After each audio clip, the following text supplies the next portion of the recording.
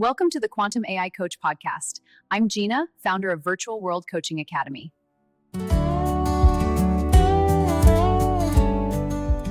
Okay, so I want you to imagine waking up tomorrow, grabbing your phone, opening your banking app, and just finding an extra $100,000 sitting right there in your account. Oh, wow. I mean, your immediate logical reaction is probably just pure excitement, right? Right. Like you finally made it. Right, exactly. You'd be thrilled. But what if I told you that your own nervous system might actually look at that money and perceive it as like a literal mortal threat? Yeah, it's where it gets wild. What if, behind the scenes, your brain is actively working to make sure a windfall like that never happened? Or, if it does happen, that you lose it as quickly as possible. Which sounds completely counterintuitive to anyone who has ever written a business plan. Totally. Because we are taught that scaling a business is this external engineering problem. Yes. Like, if revenue's low, you just build a bigger marketing engine. Or if operations are messy, you buy better software. Right. The industry tells you, like, every single day to just chase more. More visibility, more followers, more complex sales funnels. Oh, absolutely. But today's deep dive is going to completely flip the script on that traditional advice. Yeah, so our mission today is to explore this really profound realization found in our sources. The real bottleneck to your growth isn't a lack of leads. It isn't a broken funnel. Exactly. The Yeah. bottleneck is actually your internal nervous system and its biological capacity to hold wealth. The sources we are looking at argue something fascinating. If you feel like your business is, constantly pushing you to the edge of burnout. Or you keep hitting that invisible ceiling where profits just seem to, leak away. Right. It's not because you are a bad entrepreneur. It is actually an incredibly intelligent survival mechanism created by your own biology. Okay, let's unpack this. Because it's kind of like trying to pour a gallon of water into a shot glass. Yes, great analogy. It doesn't matter how great the water is, the Yeah. container just can't hold it, so it spills everywhere. So instead of needing more water, you actually need a bigger container. Well, think of your nervous system like a home's electrical circuit breaker. Your business might be generating all this new voltage, right? More clients, higher retainers, massive cash flow. But your internal wiring was unconsciously built to handle, say, 110 volts. So the moment you hit 220 volts of success. The breaker actively trips to prevent a fire. The power goes out. You sabotage the project. And not because the system is broken, but because the system is actually working perfectly to keep you safe.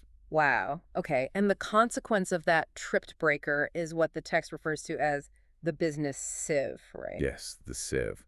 If your internal unconscious programming equates a sudden surge of wealth with instability or unwanted exposure or a loss of your personal autonomy. Your system just will not allow you to keep it. Right. It intelligently builds a sieve to leak that profit right back out through operational chaos.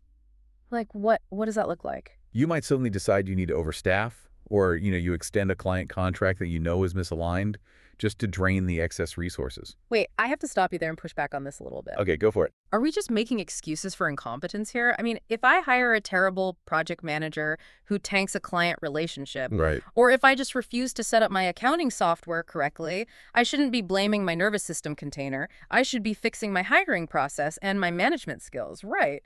How is this not just dodging accountability for making bad business decisions? That is the exact friction point the sources address. And, well, it requires looking a layer deeper at human behavior. Okay, I'm listening. Yes. On the surface, a bad hire is a management error. But we have to ask, why did you rush the hiring process? Oh, I see. Why did you ignore the red flags in the interview? Why do you procrastinate on setting up the accounting software? So there's a root cause under the bad decision? Exactly. What's fascinating here is that the text argues your system unconsciously creates this operational chaos to relieve the intense emotional pressure of holding large numbers. Wow. So we falsely assume the problem is outside of us, like it's the software, it's the market, it's the staff. But the chaos is actually a psychological release valve. Your nervous system is essentially screaming, I don't feel safe holding this level of responsibility, so it forces a distraction. Okay, that makes sense. So you basically reduce the wealth and the visibility back down to a baseline level that your internal wiring can actually handle. Right, without tripping the breaker. Which brings up a critical distinction the sources make between beginner-level visibility tactics and what they call frequency coherence. Yes, frequency coherence. Let's define that because, it sounds a bit like industry jargon. Beginner tactics are what most of us are familiar with. It's the whole hustle culture thing. Oh, yeah. The endless grind. It's having to constantly pump yourself up, perform excitement for the camera, and just brutally push through fear every single time you launch something or raise your prices. Because it runs entirely on adrenaline. Right. And adrenaline is a finite resource. It is entirely unsustainable because it requires the entrepreneur to constantly fight their own biology. So how is frequency coherence different? Well, the sources contrast this with frequency coherence, which is the hallmark of someone who operates as a category of one elder. And stripped of the jargon, a category of one elder just means like an industry leader who is so comfortable in their authority that they don't have to shout to be heard. Exactly. They aren't competing in the trenches, they're just leading. And to stand in that position requires frequency coherence. Which is essentially an internal emotional buffer. It's a state of physiological mastery. So you aren't fighting your fear or like white-knuckling through a launch. Right. You simply have the biological capacity to make high-stakes, multi-thousand-pound decisions calmly, clearly, and concisely without your heart rate spiking. Here's where it gets really interesting, though. Because if our own brain is purposely tripping the circuit breaker, how do we know if we're actually in danger or just experiencing normal business stress? That's a great question. I mean, running a business is inherently stressful. How does a leader tell the difference in their body between a standard approaching deadline and a genuine nervous system threat response triggered by sudden wealth? The difference lies entirely in the physiological reaction and the speed at which it happens. Okay. Normal stress is usually proportional to the task. You have a massive deadline, you feel a surge of cortisol, you feel a bit of urgency. You execute the work, and then the urgency naturally fades. Exactly. A threat response, however, is a dramatic, often wildly disproportionate reaction. Like what? It's that sudden, intense, somatic contraction, a literal tightening in the chest, a knot in the stomach, or, sudden loss of breath. And this happens when something objectively positive happens, right? Like signing a huge contract. Yes. Without that emotional buffer, sudden shifts in wealth are literally interpreted by the brain's fear center as a predator entering the room. To truly grasp what this somatic contraction looks like in the real world, we have to look at an incredible case study from the source material. Oh, the bank account story. Yes. It perfectly illustrates how hidden and irrational these wealth triggers can be. It is a brilliant demonstration of neurobiology just completely overriding logic. Exactly. So the author of our source text recounts a story about a close friend. This friend opens his banking app one day and discovers a massive sum of money that had been deposited entirely by mistake. We're talking a life-changing number here. Right. So the friend shows the author the statement, completely shaken. Now, logically, the author looks at this and knows two factual things. First, the money is a bank error and will definitely be reversed. Right. And two, nothing has fundamentally changed about their perfectly balanced years-long friendship. Logic dictates that this is just a bizarre administrative anomaly. It should be a funny anecdote, nothing more. It certainly shouldn't impact the author's sense of safety. But instead of logic, the author felt this sudden, incredibly tight physical contraction in her stomach. Her nervous system completely bypassed her rational brain and fired off an automated rule. And the unconscious rule was, they are rich now. My position has become uncertain. This is where we have to unpack the underlying mechanism. Because, why would someone else's mistakenly deposited money trigger a physical survival response in a completely different person? Well, the author actually traces this back using a neurobiological framework. Yeah, she realizes that in her past, there were periods involving sudden financial shifts where she lost her own earning power. She experienced a sudden lack of control. So her brain had encoded a survival mechanism, a very specific blueprint that said, when money dynamics change, safety is interrupted. And this raises an important question about how emotional memories are encoded in the brain. They aren't just stored as sterile facts in a filing cabinet. Right. They're encoded through three elements: the event itself, the meaning we assign to that event, and a lingering sense of inescapability. Exactly. In the past, the author's loss of earning power felt inescapable and dangerous. So the brain's amygdala, trying to be helpful, flags any sudden change in financial dynamics as an identical threat. Even a friend's bank error. Yeah. The nervous system doesn't know the difference between an administrative mistake in 2026 and a trauma from a decade ago. It just senses a shift in power and signals danger. But she didn't just stay in that fear, and this is where it gets really actionable. The breakthrough insight she arrived at after processing this reaction was so powerful. What did she realize? She realized, I don't need to be subservient to serve. I can be relational, respected, and deeply resourced. Wow. And the text notes that as soon as that belief landed, the physical tension in her stomach completely vanished. It proved to her that she needed to build capacity. She needed to be able to sit across from immense wealth without her body shrinking. Which is the core of this entire deep dive. If your deep programming equates someone else having money with your own loss of status, Or if it equates your own wealth with a loss of connection. you will never allow yourself to hold major revenue. But acknowledging that this programming exists is only the first step. Right. So the real question is, how do you actually update these old neural imprints without getting stuck on a therapist's couch for 10 years, endlessly analyzing your childhood? That is the trap. Yeah. The sources actually have a specific term for this. They call it healing content. Yeah, it's this loop where entrepreneurs spend years constantly rehashing their wounds. They journal every morning about their trauma, trying to figure out exactly why they are broken.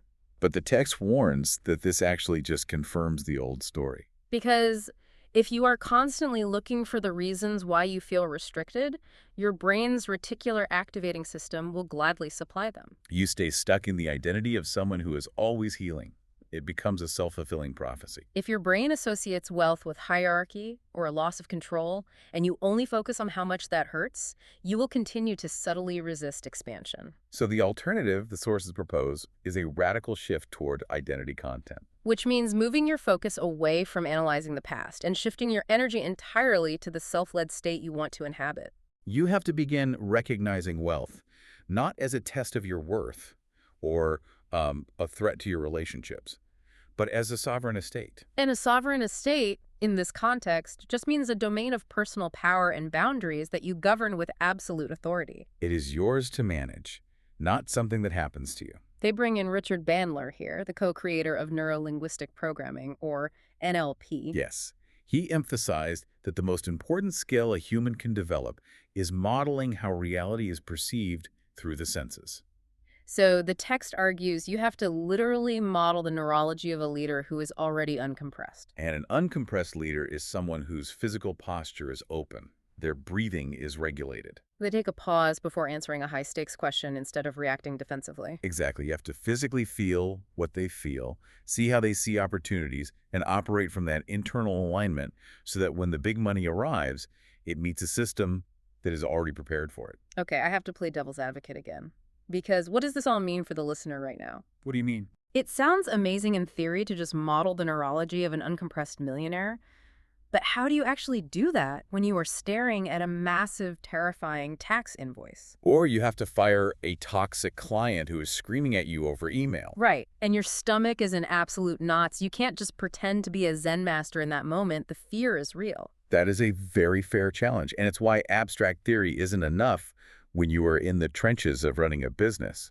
You need a practical, real-time mechanism to intervene when that somatic panic sets in. And the sources provide exactly that. It is a 3-step active neurological editing process they call the burden-to-boundary translator.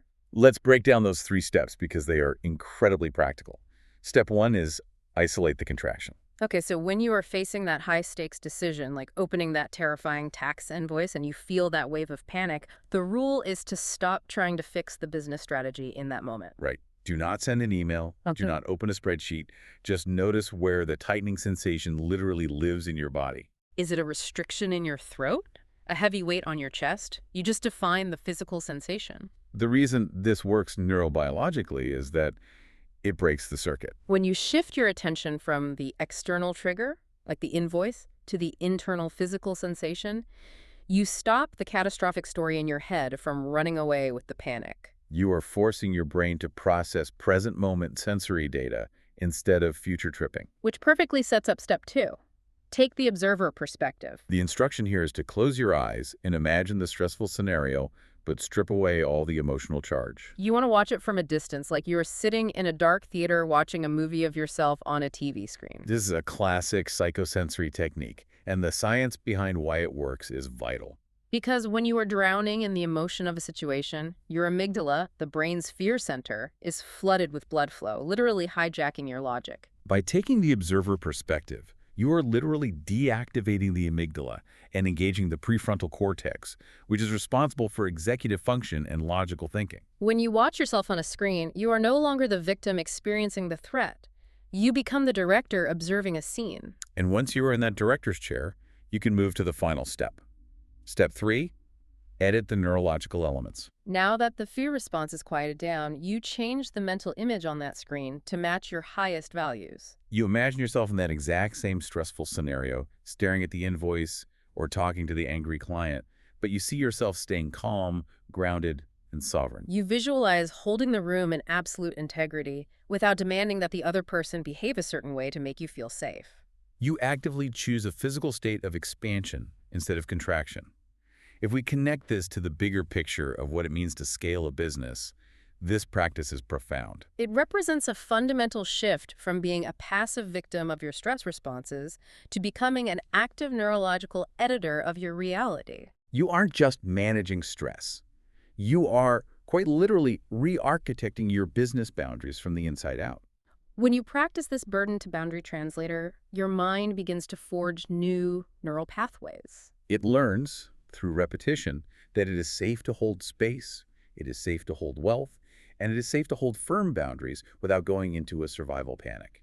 We've spent this time talking about nervous system capacity, emotional buffers, and the biology of wealth. But for you listening right now, the takeaway is deeply practical. Unhappiness, those invisible glass ceilings you keep hitting, the operational burdens that feel so heavy, they are not permanent residences. Oh, they're not character flaws. They're simply data points. Right. They are signals flashing on your internal dashboard showing you exactly what needs to be felt differently so you can containerize your true power. That is the paradigm shift. Once that safety expands internally, the external scale of your business will follow. It happens quietly, consistently, and without all the chaotic drama of the sieve.